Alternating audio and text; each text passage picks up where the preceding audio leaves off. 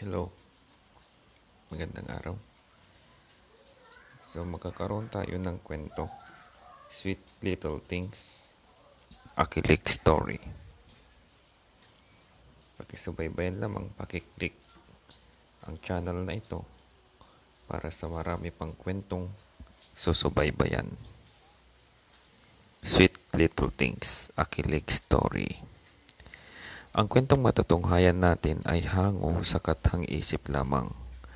Kung mayroon mang pagkakahalintulad sa tunay na buhay, ay hindi po ito sinasadya at maaring nagkataon lamang. Tunghayan ang kwentong ito at alamin kung may kahalagahan ba ang payak na bagay-bagay sa ating buhay, sa pag-ibig, sa pagkikipagkaibigan, sa pamilya, sa pag-aral, sa trabaho, at kahit pa sa pansariling paningin o panghuhusga sa mga nakapalibot sa atin. Si Cecil de Castro, 18 taong gulang, o sa palayaw niyang Sweet, ay laking lungsod. Di naman sila mayaman pero sapat lamang at katamtaman ang pamumuhay. Yung tipong eksaktong natutugunan naman ang pangangailangan ng pamilya nila na nakatira sa isang bungalow at motorsiklo lamang ng tatay nila ang tanging transportasyong pantrabaho. Tatlo silang magkakapatid at si Swiesel nga ang panganay na sinundan ni Sarah at bunsong si Cassandra na kasi ang palayaw. Binubuhay sila ng mga magulang nila sa kaunting hanap buhay. Ang papatroy nila ay pumapasok bilang manggagawa sa munisipyo at ang mama Telma nila ay may maliit na sari-sari store. Si Cecil ay nasa unang taon na sa kolehiyo sa kursong edukasyon sa di gaanong sikat na paaralan, pero di naman nagpapahuli sa kalidad ng mga produkto nitong nagsitapos. Sa kolehiyong paaralan, lagi niyang kasama si Trisha na matalik nitong kaibigan at pareho silang dalawa ang desisyon sa kurso nila mula pa nung kaagahan ng high school years nila. Itong si Trisha ay halos kapatid na rin ni Swiesel dahil kababata niya ito bukod pa sa kapitbahay lamang nila. Habang nasa aklatan ang magkaibigan, di sinasadyang nasa pool na nabangga ng isang lalaki si Swiesel dahil sa pagmamadali nito. "Uy, sorry po miss," dali ang sinabi ng lalaki kay Swiesel. Nalaglag lahat ng Swiesel ang dala niyang mga aklat pati ang bag niya. Muntik pa nga tumalsik si Swiesel sa basurahan. "Ano ka ba?" Inis ni Tricia sa lalaki habang inaayos at pinulot ni Swiesel ang mga gamit niya.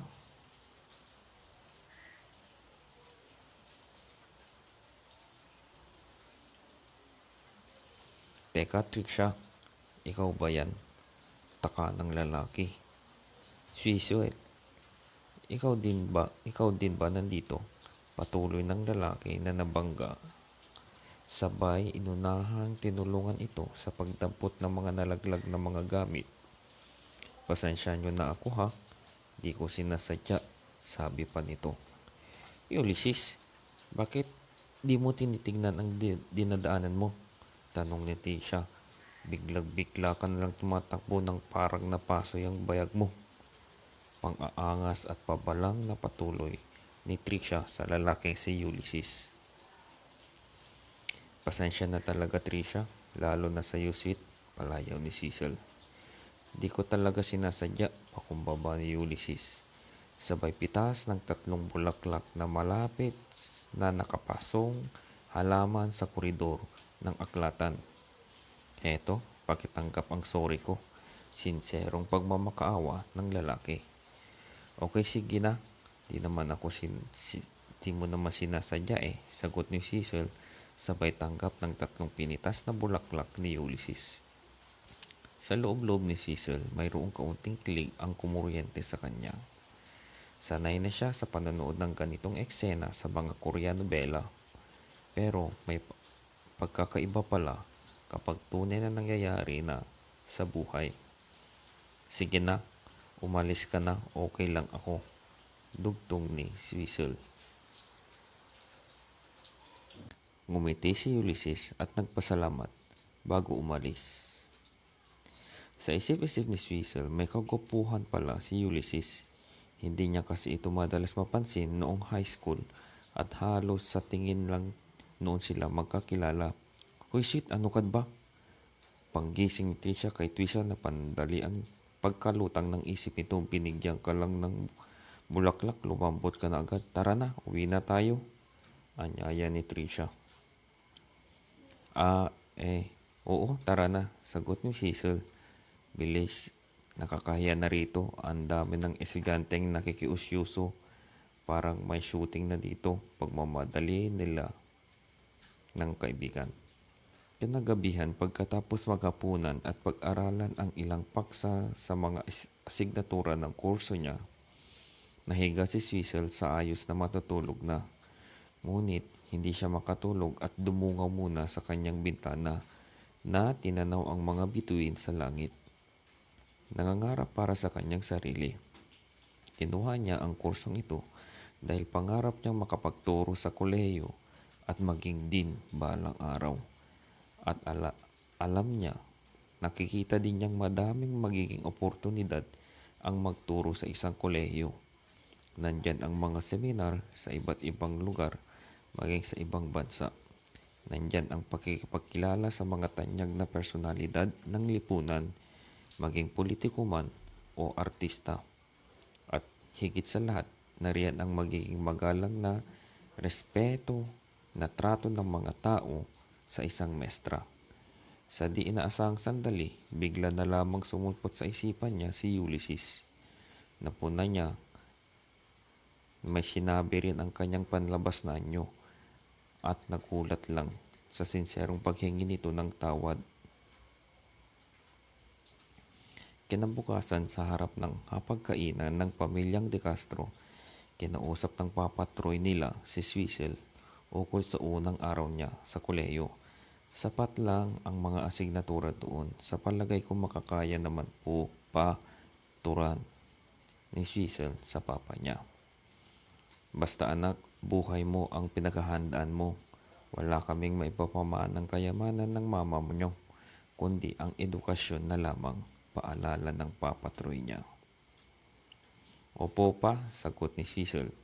Mataas po ang pangarap ko at susubukan kong makilala ng lubusan ang larangan ng pinili kong kurso, patuloy ni Swizzle.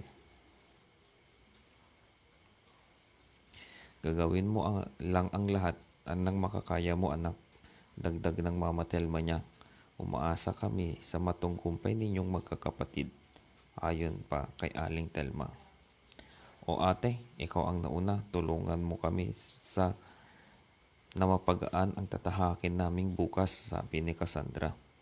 Oo nga ate, huwag ka munang ma-inlove. Sabad naman ni Trisha sabay tawanan ng mag-anak. Sa paaralan sa kolehiyo, hinahabo ni Trisha si Swizzle na tila may emergency. Oh, bakit ka nagmamadali? Pabating tanong ni Swizzle sa kaibigan. Hinawi mo na at pinatabi lahat ng nadaanan mo pansin pa ni Swizzle. Si Ulysses, hingal na sabi ni Trisha. Oh, ano naman ngayon ang tungkol kay Ulysses? Taka ni Swizzle. Hoy, alam mo bang pinatawag siya ng Office of the Dean kahapon dahil sa pagpitas ng bulaklak sa aklatan, at alam mo bang sa'yo ibinigay na di mapigilang dada ni Trisha? Maghanda ka, baka damay ka sa problema niya. Babala pa nito.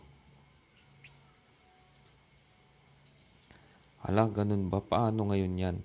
Anong mangyayari sa akin? Nababahalang sagot ni Cecil. Mas malala pa yung dulot ng problema niya kaysa sa pagbunggo niya sa akin, pag-alala ni Cecil. Oh, eto na pala si Ulysses, tugon ni Trisha sa papalapit na binata. Sa di inaasang pagkakataon, dinaanan lang sila ni Ulysses kasama ang kanyang tropa na tila walang nakita. Napabuntong hininga ang dalawang babae sa akala nilang kukumprontahin sila ni Ulysses, subalit parang wala lang nangyari ang dating sa binata. Nakasunod na katropa ni Ulysses na tumigil kina Swizzle at Trisha, si Rude. Nagpakilala ito at sinabing magdadala lang daw ng karagdagang nakapasong halaman si Ulysses kapalit ng mga pinitas niyang mga bulaklak dahil kung hindi, isususpindi daw siya ng paaralan.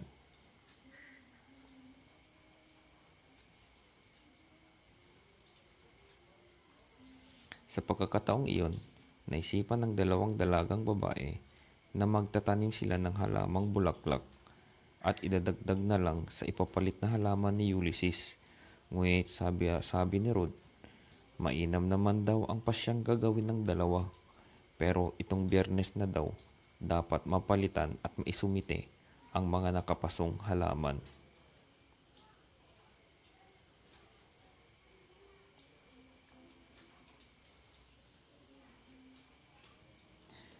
Hindi na pala abot kung magtatanim pa sila at siguradong mabubuhay ang itatanim na halamang bulaklak. Kaya naisipan naman ng dalawang dalaga na kumuha na lamang ng halaman sa mga tanim ng kanyang mama Telma at tutulungan na lang daw ni Trisha si Cecil na magbitbit ng tig-isa sila ng paso na papunta sa Office of the Dean. Dumating ang araw ng Biyernes at bitbit ng dalawang babae ang tig-isa nilang tanim na rose ng mama Telma ni Cecil. Tumungo sila sa opisina ng Dean. Sa pagkakataong iyon, di naman gaano maraming ginagawa sa loob ng opisina at iprinisinta na nga ng dalawa ang halamang rose bilang kapalit sa pinitas ni Ulysses na bulaklak sa may aklatan. Nakapagbigay na daw ng mga halamang bulaklak si Ulysses, ngunit pinakuusapan na lang ng dalawang babae na kung maaari ay i-donate na lamang nila ang mga bitbit nilang mga halamang bulaklak, pandagdag dekorasyon na lang daw sa opisina ng Dean. Hayon, ano pa nga bang magagawa ng dalawang estudyante kundi i-donate na ang kanilang bitbit. Sa araw ding yun, nang natapos na ang klase nila at palabas sila ng gate ng paaralan, nakita nila si Ulysses na pababa ng tricycle na may daladalang santan at rosas na may malalaking namumukadkad na mga bulaklak nito. Lumapit si Ulysses sa kanila at sinabi kay Cecil na kung maaari ay tanggapin niya ang mga halamang bulaklak na santan at rosas bilang kapalit ng nabalitaan niyang pagbibigay nito ng halamang bulaklak sa Dean kapalit ng mga pinitas niya. Napakagandang mga bulaklak ang ibinibigay ni Ulysses kay Cecil, kaya naman may ipapalit na siya sa halaman ng mama Telma niya, pero aakuin niyang magiging sa kanya iyon at alalagaan niya ito. Nagpasalamat naman si Cecil sa loob-loob niya at syempre masasabing may ngiting kilig na rin dahil hindi pa nga ito nagkakaroon ng kasintahan, kaya't siguradong madali pang mapakilig ang isang tulad niya, lalo na sa mga kaedad niya sa kabilang kasarian.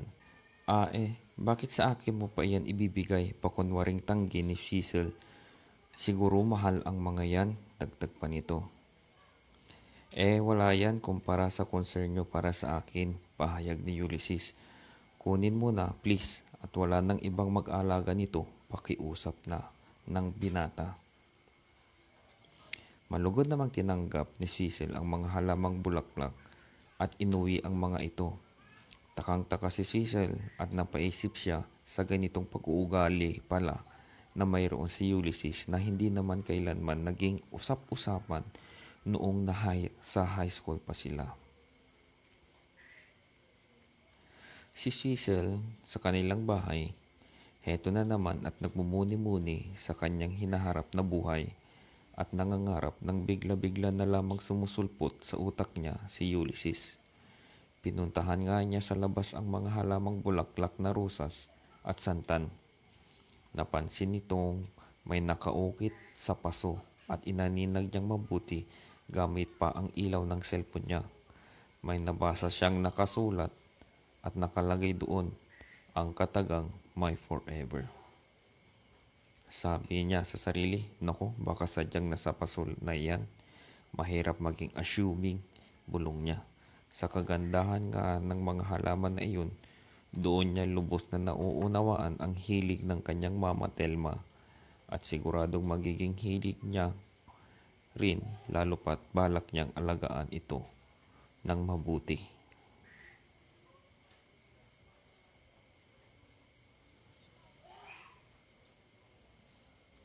Hanggang dito na muna po ang unang bahagi ng ating kwentong pangpakilig.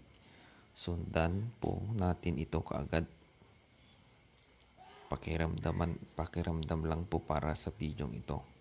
Subaybayan po natin ang takbo ng kwentong ito na may napakahalaga pagpapahalaga sa tamang pagpapasya sa buhay, lalo na sa pagitan ng pag-ibig at pagkamit ng mga pangarap.